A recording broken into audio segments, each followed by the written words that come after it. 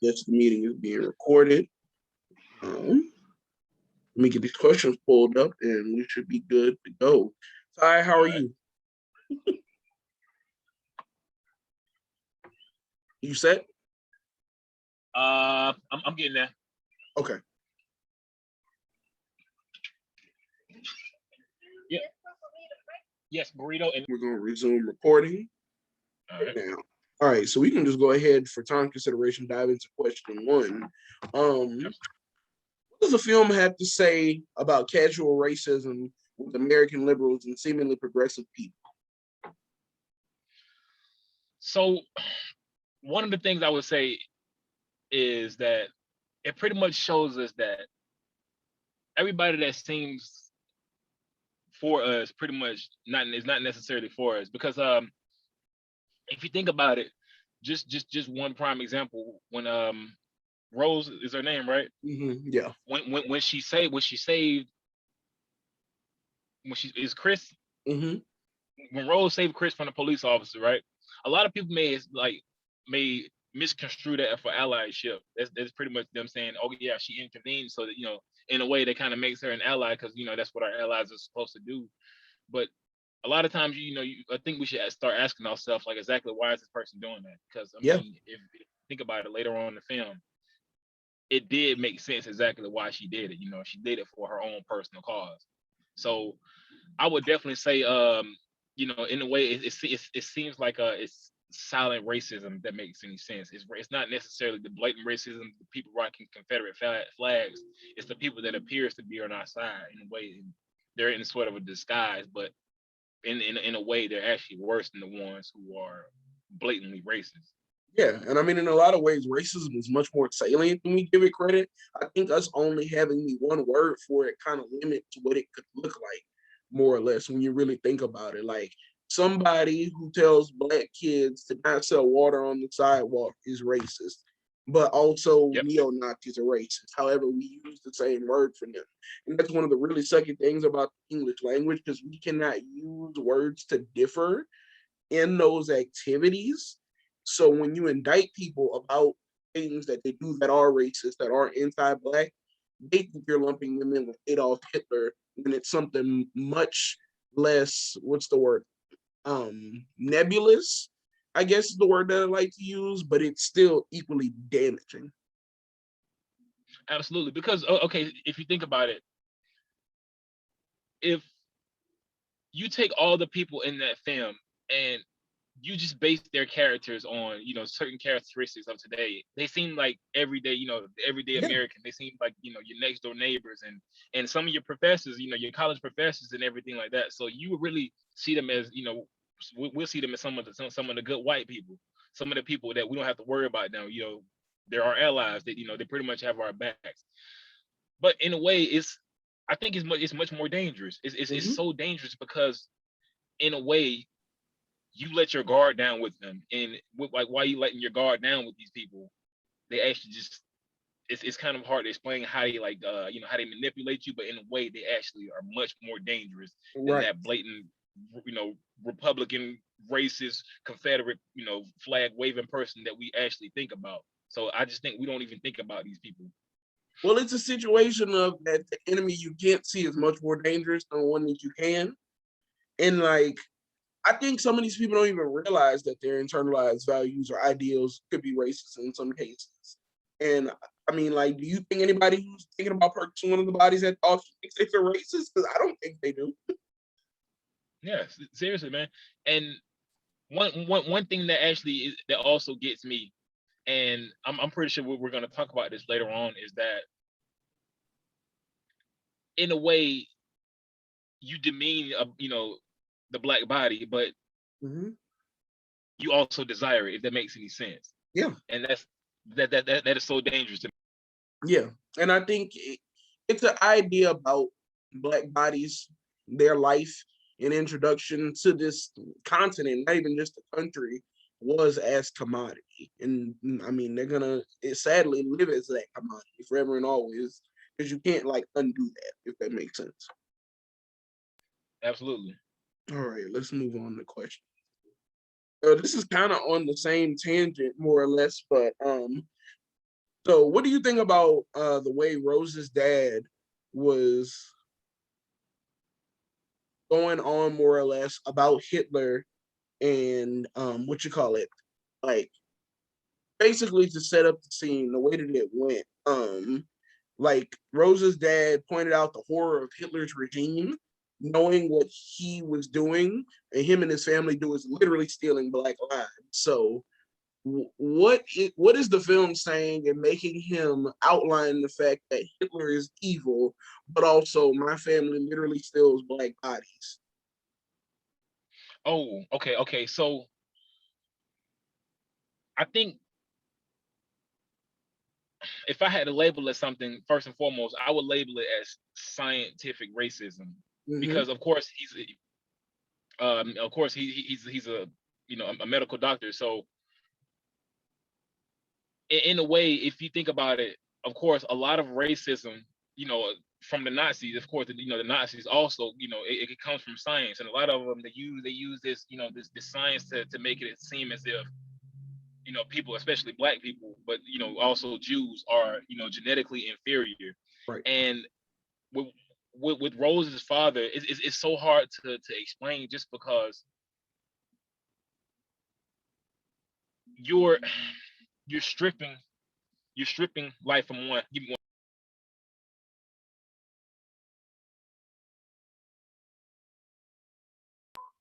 Yeah. So basically, what you're doing is you're stripping, like, in a way, it's murder, and it's Yeah.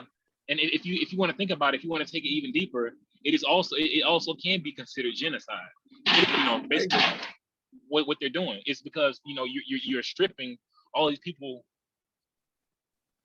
of their lives based off the color of their skin, and pretty much what makes it even worse is you're letting someone else live through them, Yes. and it's yeah. Honestly, if I had to label it something, man, I would definitely just label it as scientific racism, just because, like I said, it's all science based in a way, and it's so hard for me to explain this if you get what I mean. Oh, I get it. Because it does sound like a nuts Nazi experiment when you think about it. Because if you know anything about the history with the Nazis and the experiments they conducted on Jewish people and all kinds of people, really, that came into their captivity, you hear some really horrible, gruesome stuff. And I think that more or less like echoes and parrots it. Another thing that's really interesting is the way that they talk about black people having like genetic superiority but not knowing what to do with their bodies, and like it's rooted in very dated, very horrible, like you said, scientifically racist language.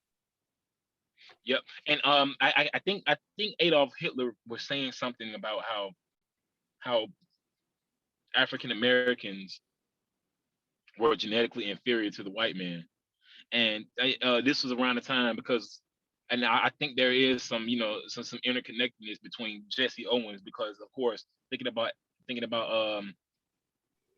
how Adolf Hitler's his demeanor towards Jesse Owens, of course, in a way he despised the African Americans, but he also admired Jesse Owens just because of his athletic ability. Right. And I guess he, to be proved wrong that maybe these people aren't genetically inferior. And also, when you think about Rose's grandfather, who also had a race against Jesse Owens, Yeah. so in a way, I do think he's like he's like this piece that's actually proving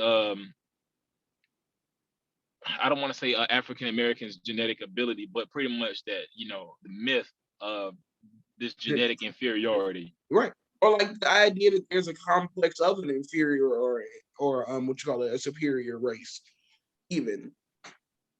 Yeah, I think we've done enough onto that one. Okay, you and I kind of talked about this one yesterday, but I really want to discuss this right now. Um, Many people, mostly white people, who viewed this film in some way, shape, or form, thought that Rose was good and just got caught up in it, or she was just a granddaughter following orders, or she really wanted to be with Chris at the end before he strangled her or whatever. And I guess my question is, what is the investment of white viewers in her innocence? Like, not to backtrack and point this out, but this happens all the time in movies that have divisive, quote unquote, endings. Like in Spike and Do the Right Thing, a lot of people were they take Sal's side and they're like, why is he getting punished for burning the shop now, not realizing that somebody died, which is what caused the riot. And I think this is a similar situation, almost, dare I say. So with Rose, I think, I mean, of course, a lot of I would say, I'm just gonna say, well, a lot of white people Yeah. actually see her as a sign of innocence, because she has this soft, this soft voice, and she's this beautiful white woman, and a lot of people see her as this savior in a way. And despite the ending, we all know exactly what her intentions were. Her intentions were as clear as day. Yeah. A lot of people still wanted to see, like you saying, like some sort of a protagonistic figure in her, when really there was none. At all. Everything that she did, everything that she did, like in my personal opinion, that when I first watched the movie, I thought, oh, that was nice of her. It really turned out to be something for her own benefit, or for her family's Mm-hmm. benefit.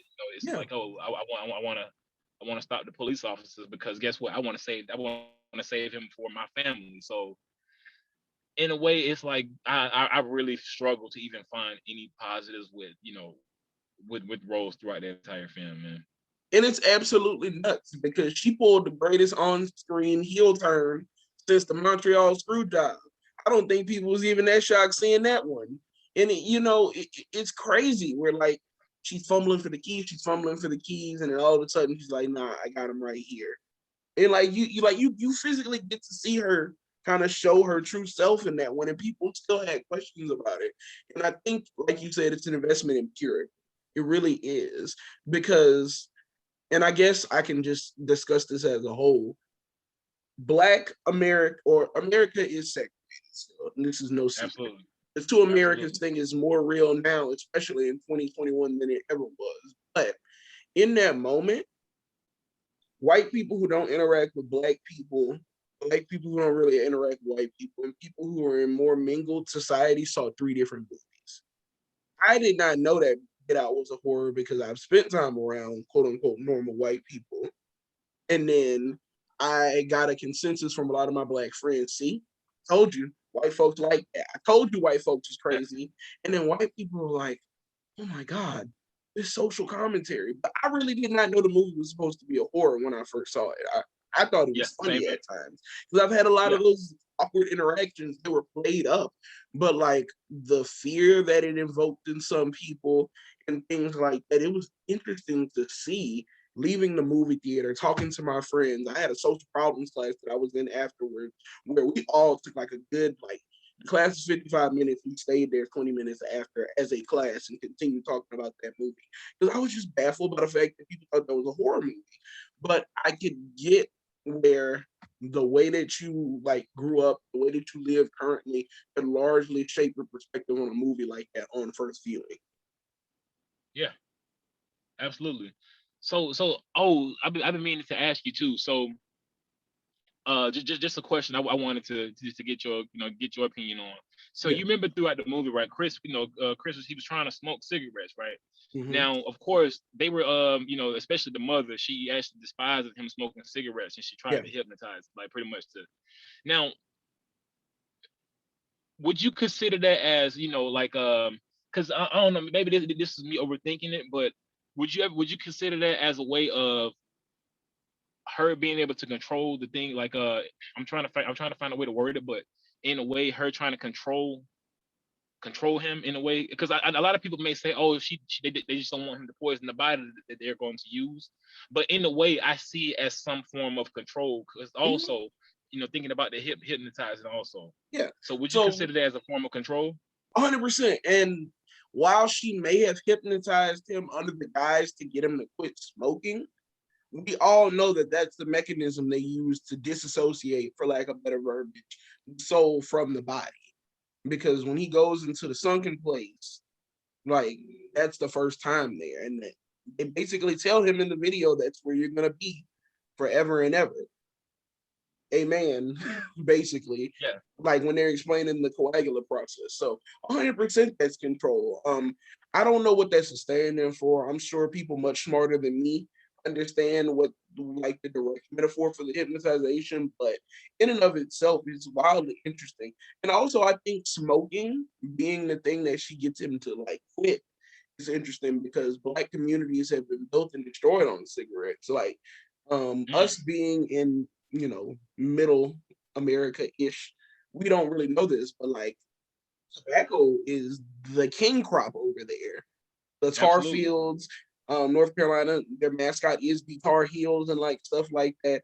So you see Yep. these communities that are ravaged by nicotine usage and stuff like that, and it's giving them cancer. So maybe her getting him to quit cigarettes is also a way of protecting their investment, because that's another way that it can be Mm. looked at. Because if he has cancer, the body's not worth Yeah, because honestly, I was trying to figure out. I was trying to find something. I would like honestly, I was trying to find a way to be able to tie that into what's going on into like anything. in today, like with how America is treating like doing black people. But honestly, because it was hard, like it was difficult trying to come up with some type of correlation.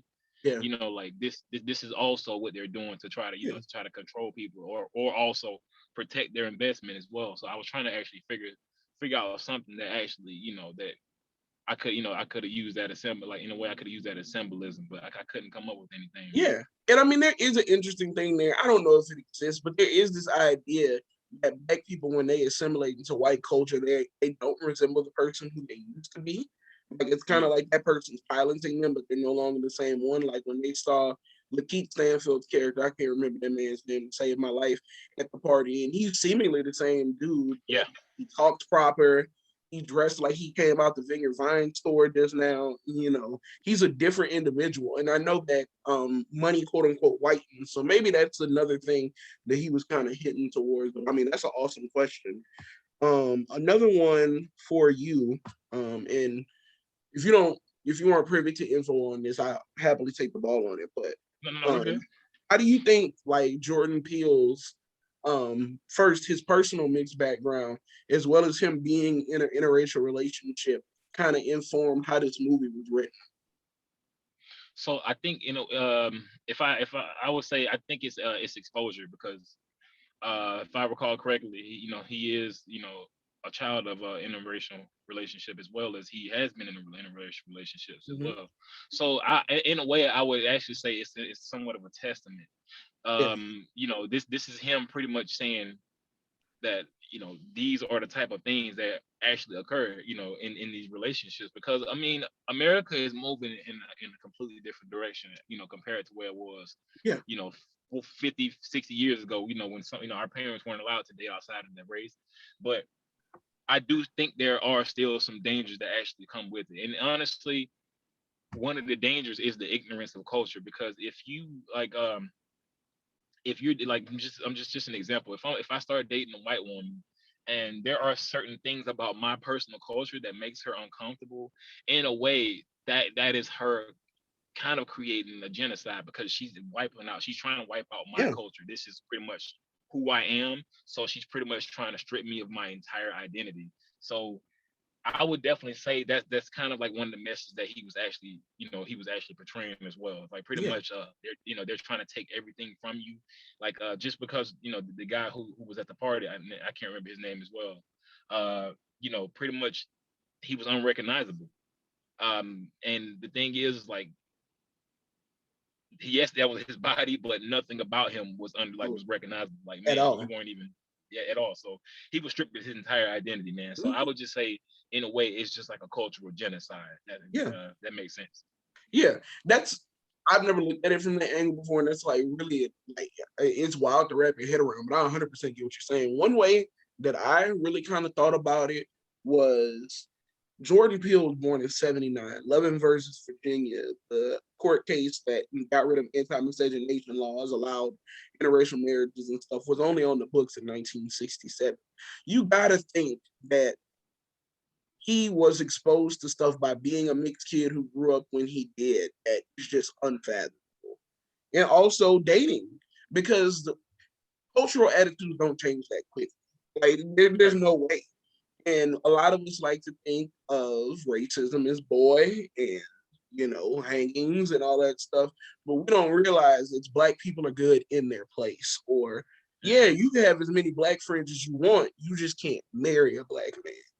And like, Yeah. you don't realize that a lot of these activities almost breed more prejudice, weird types of prejudice. Like white girls when they go off the huge universities wanting to be with athletes and stuff like that. And Yeah. like that, and even in and of itself, like the weird and very specific fear and anxiety that Chris has, or not Chris, what's Chris's friend's name? Rod has about him going out to visit the white people is only one that can be born of a world whose policy have not met up with his attitudes. And it's just really weird to see how these dynamics that are just uncomfortable interactions could build and materialize into something that is real horror. Because he didn't have to deviate that far. The movie is Right. actually rather grounded in reality up until right around the twist itself. There's nothing crazy supernatural going on inside of Get Out. All of its horror is birth of uncomfortable interactions for like the first 45, 50 minutes. Yeah. And I've been meaning to ask you too, like I want to get your opinion on it. What role do you think that fetishization of, especially of the black male body, what role do you think that actually played in that movie? Oh, it played a huge part into it. You got to think about the types of black guys that Rose looked at. Like Mm. she was looking for guys with more athletic frames and quote unquote chiseled features and stuff like that. And the sexualization of black males, historically speaking, it lives in a unique place because you can fetishize, you can idolize these bodies and stuff like that, but their personhood and consideration of that personhood will never enter the conversation. It's about the way that we name adult films. It is the way that we describe athletes. It is all of these things that we kind of accepted as part of our society, and it's like seeped in, but it's just weird and strange. Like they call black porn, quote unquote, ebony stuff, right? We don't Yeah. call that stuff vanilla. They would be Right. incredibly upset if they did. Or milk, Right. you know, mayonnaise and all that good stuff. And it's interesting to see how the power dynamics could be used to oppress even stuff that's viewed as positive. Right. And man, this is one of the ways that we're gonna have to. It sucks to say this, but I know you mentioned having a nephew, right, Ty? Say again. You have a nephew, right? I do. Yeah, it's like those things. We're gonna have to talk to like the younger people in our lives. Like I'm probably gonna have nieces and nephews someday. More likely not. I got a younger brother. We have to inform them that hey, it's cool for you to like a person. Just make sure they consider you and not just your color of your skin or features that they Absolutely. have. And like you have to have it in a way that our parents didn't have because our grandparents, great grandparents lived during actual racism, slavery, Jim Crow, depending on how old they are. Because some people's Hmm. grandparents were very old when they were born, and their socialization with white people is different than ours, but we still have a lot of the same issues, and we have to unpack that in a way that doesn't scar a whole generation. And that's heavy work. Yeah. And it's kind of like I'm happy you brought up the younger generation into this. Yeah, because I think that is something like me personally. Like my father has never told me, someone should be able to, to date you based off of who you are because I was never taught that. I mean, honestly, I was taught like get what's out there for the most part. And now I want to like especially my nephew, man. Like if I have a son, I want to tell him, man, just like pretty much even at your age now as a young child, pretty much. And I hate to say this, but from the moment you're born, your skin is it's a fetish for some people. For And sure. yeah, seriously, man, because if you think about it, throughout that movie, like they were fetishizing him and like they were asking about his what size and it's just it's like some personal questions and the thing about it and it's kind of good that you brought up the whole porn industry because I think like black men and black women as well are like ebony porn. That's an actual category, Yeah, and of course males have their own category as well. So it's kind of weird to me, it's but weird and it seems gross. like somewhat of an exception. Yeah, absolutely, bro. Because it's like you're only choosing this specific person because of the color of their skin. You get what I mean? And honestly, I'm. It's not. Oh, I'm familiar with this person. This person is this person, is familiar with my culture, and our cultures intermingle. It's nothing like that. Mm-mm. It's like I'm choosing this person based off of the color of their skin. And that's it. And honestly, it grows exactly, bro. It grosses me out, man. Yeah. Well, let's knock out one more question. I think we'll be good on this. Okay. This is one that I came up with, and like I felt hyped up when you responded the way you did. I gotta ask it so we can actually talk it out. What is the irony in Jim Hudson, a blind white man, wanting to see the world so badly that he does it through a black man's eyes? It's ironic as hell, to be honest. All right, so I've never in my life ever, bro, can recall a white man saying, "I wish I was black." Like, yeah. Because the thing about it, man, it's a lot of people understand what we go through. Like that there was one incident where I can't remember who the host was. I think it was someone from the Daily Show, and they were interviewing black people. I mean, they were interviewing white people about the experiences of black people, and they were like, "Oh, I think black people are doing pretty well in this country." And he asked them one specific question: "Well, would you want to be black?" And it's crazy how nobody responded yes. Like everyone was silent, or some people were saying no. And he asked one guy, "Well, why wouldn't you want to be black? Like, why wouldn't you want to be treated like a black person?" And there was pure silence. Yeah. So to actually want to be a person who is, considered by society, some people in society as less than. Yeah. I mean, I think it's insanity, man. Like, what in a way you degrade us, but you want to be us. Like, yeah, it doesn't make sense to me. There's this poet named Rudy Francois. I love this dude. He has this poem about how white people, they go kite surfing on top of volcanoes and they skydive from the stratosphere and all this crazy stuff. And he's like, I don't need that because being black is an extreme sport.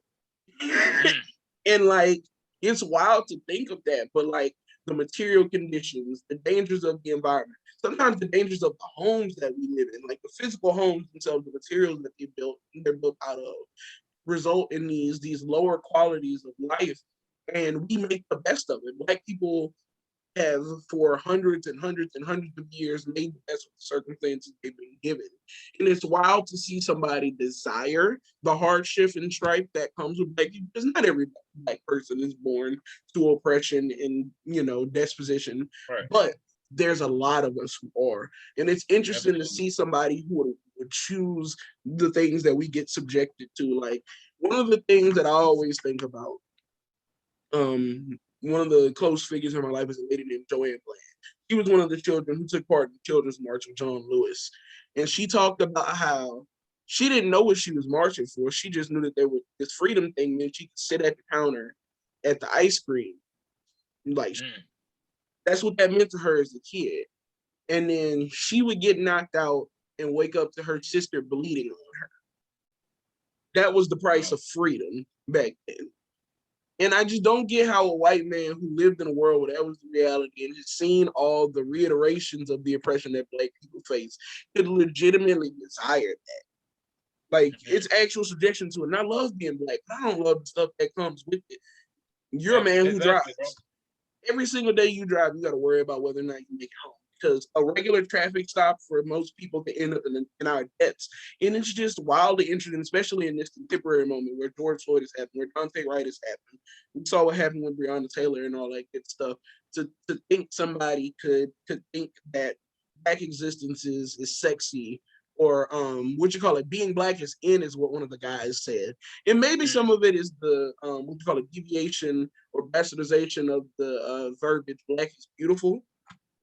Like, it might be taken too literal, but I just think that's wildly interesting that, again, a blind white man would rather be a black man if that meant being able to see again. Yeah.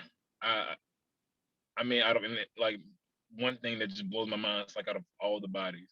All the bodies. Yeah. This is the one you want. And it's a dark skinned brother. It's a dark skinned man. It's not a light skinned dude who can pass for being white. It's none of it. It's an obvious dark, like, it's an obviously black person. So yeah.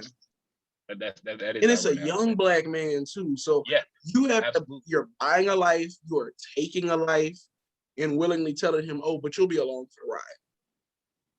Making somebody a slave inside their own body. The gall, the audacity. I just can't even fathom it. But that's all I got, man. I appreciate getting to chop it up with you, bro. No, it's all good, bro. I appreciate it too, man. All right, let me stop the recording.